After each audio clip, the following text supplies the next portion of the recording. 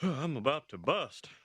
Oh, I'm sorry. I thought this was the bathroom. Oh, good lord.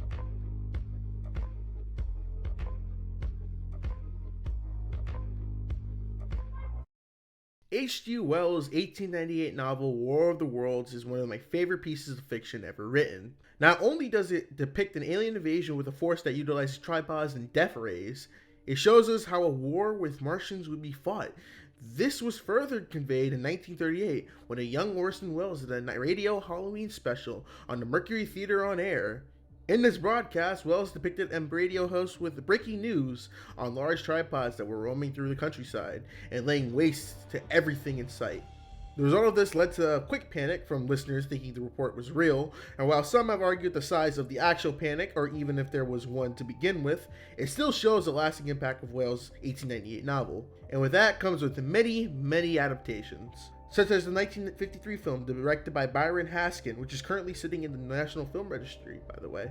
And while the film will go on to win Best Visual Effects at that year's Academy Awards, and while the film was well received and helped pave the way for science fiction films, it's not the most well known to the modern audiences.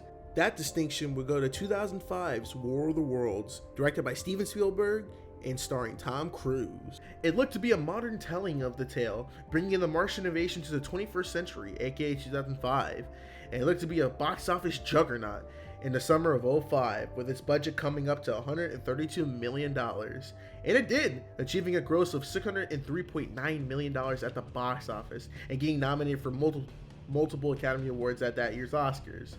But in the past 18 years since its initial release, reception of the film has split into two groups, with one side saying it's a great film, and the other side saying it was bloated and overrated. And that leaves me asking which side I fall on, or if I'm in the middle.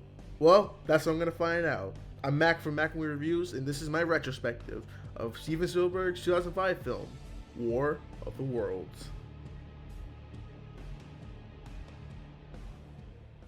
So just a fair warning, I will be spoiling the plot of War of the Worlds because this movie is 18 years old and you should know what already happened to it. Come on.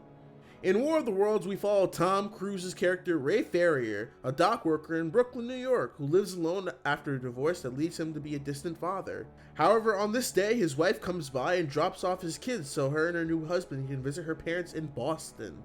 His 10-year-old daughter Rachel, played by Dakota Fanning, and teenage son Robbie, played by Justin Chatwin, aren't too keen on spending time with him, and both sides struggle to find common ground to get along with. All seems to go well until a freak lightning storm causes parts of the ground to seemingly crack, and up emerges strange looking machines with 3 tentacles, or tripods so to speak, and death rays. Soon it starts blasting energy rays and disintegrates anyone who stands in their way. Ray manages to escape and gets his kids and himself to the only working car out of the city and to the safety of Boston. Along the journey, Ray has to become a protector and protect his kids by any means necessary, whether it be giving comfort and protecting Rachel or trying to stop and guide Robbie, who's trying to join and fight against the Martians. This ultimately culminates into Robbie seemingly being killed in a massive battle, leaving only Ray and Rachel alone to trek the journey on their own.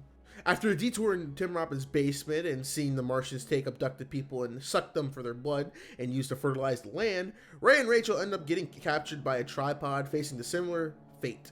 But thanks to a hand grenade, they manage to escape and continue their way to Boston. But on the way, they notice several of the alien tripods have shut down and see one malfunctioning and its blast shields lowered, making it vulnerable to javelin attacks by the army. And it comes down, and we get a glimpse of a Martian dying before our very eyes. Eventually, they make it to Boston, where they are reunited with the mom, and Robbie pops up too, happy and safe. As for the Martians, well, it turns out the microbacteria in the air turned out to be lethal to them, slowly killing them from the moment they emerge. With this, the Martians deem Earth to be a toxic wasteland, not able to be colonized at all, but proving to humanity that we are not the only ones alive out in space. Even though the film clocks in at an hour and 58 minutes, there's still a lot to unpack with this film. The first thing to dissect would be the two halves in the film. The first half of the War of the Worlds is spectacular. From the initial invasion scene all the way up to the hill battle, the film keeps you on your toes and entertained. It felt like a true summer blockbuster, but the moment they go into Tim Robbins' basement is the moment where the film starts its second half. And when the second half starts, it brings the film to a screeching halt, and everything slows down to a painful pace. Albeit some suspenseful high gear scenes in the basement, it's calm and reserved compared to the first half. And I get it. We're supposed to be in the same frame of mind like the characters, so in the sense they're not as frantic as they were in the initial invasion scene. But still, as a viewer, this can lead to inconsistent pacing. And with that, it can be a death sentence for your sci-fi film. This pacing issue can also bleed into the story. Now, I think the narrative of War of the Worlds is pretty engaging. Any film that follows an invasion will have the average viewer engaged. It's how you keep them engaged that proves to be the most challenging part. And War of the Worlds does that by shifting the perspective of the invasion to the views of the main family, showing the Martians' invasion in their sight. There's no switching to anyone else or the government or anything. We're witnessing the invasion from the Farrier's family point of view. And for that, I think that keeps the film's narrative a bit grounded. Since we're not cutting between different perspectives of the invasion, it's only them. So whenever the Martians show up, it's whenever Tom Cruise and his family are in the area. I really feel like that adds a level or a layer of kind of reality to a situation like this, because we're just calling them. They're not gonna like juxtaposition them going to like the UK and seeing, oh my god, the tripod. Like they see the footage, but they're not there. We're just seeing it from their perspective in the area, which I will give credit for the film for doing that. And a big shout out to the visual effects. The visual effects in the film are great. The biggest reason I say this is because of the tripods. The designs of the tripod has to be up there with some of the best sci-fi vehicles of all time. The way they move seamlessly with their simple yet effective death rays is very, very iconic. I'll even say the design of the Martians were well done too. They have a very distinct look to them. It helps them stand out with the pantheons of alien antagonists we've had over the years. But for all the praise I'll give War of the Worlds, there are some things that bring the film down immensely. Like I mentioned earlier, the film is a film of two halves. With the first half, it's awesome. Second half is not so awesome. But the problems don't stop there. The writing can be looked at as a major factor of this movie's inconsistency, particularly with the characters. In particular, Robbie. His character has to be one of the worst written characters in sci-fi film history. He starts off as the typical teenage kid who butts heads with his dad, and we see that in every type of movie like this. But near the midway point, he develops a strange obsession to join the army and fight against the Martians. And this comes out of like almost left field, like out of nowhere, and leads to his supposed death fake out. My only question is, why and how? What was the point of this arc? What was the process to make him obsessed to join the fight?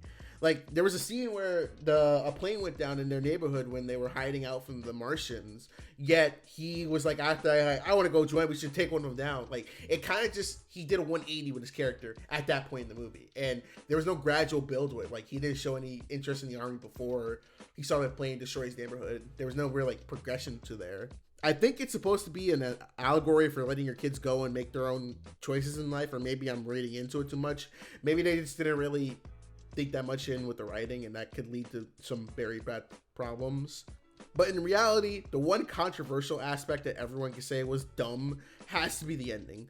The way the aliens are defeated left many people wondering what the hell was that. The fact that they died due to the bacteria in the air left many people feeling it was one big cop-out. And to be fair, it kind of did, but it made sense. Let me explain. I feel it isn't a cop-out because in the film, it's explained that the Martians knew of Earth in its infancy. No humans, no ozone layer, just a gas planet, nothing to worry about. And when they decided to attack, it was a much different atmosphere and environment than when it was when they first saw it. So, in a way, I feel that works in a way to show the Martians weren't expecting something so small to be their downfall. To me, that can make an interesting weakness for sci-fi film alien invasion. On the other hand, it feels like a cop-out due to them being built up to these unstoppable killers to just be defeated by the sniffles. I wouldn't say cop-out, just an underwhelming conclusion to an otherwise entertaining alien film, and seeing Spielberg may have not known how to end it like that. So yeah, it's sniffles, man. I can't. Man, this some more bullshit.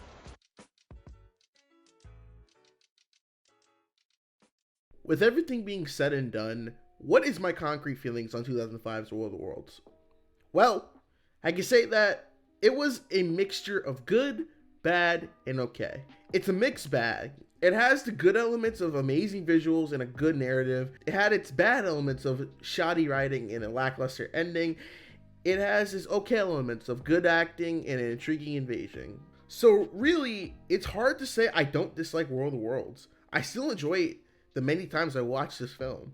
It still holds a place in my 5-year-old heart. But given Spielberg's filmography, War of the Worlds may be his weakest film, but that's not a bad thing comparing to his filmography. So let me know in the comments down below. Did you enjoy War of the Worlds? What's your favorite Spielberg movie? Or what's your favorite alien invasion movie? Until next time, I'll see you in the next video. Peace. Oh shit, here we go again.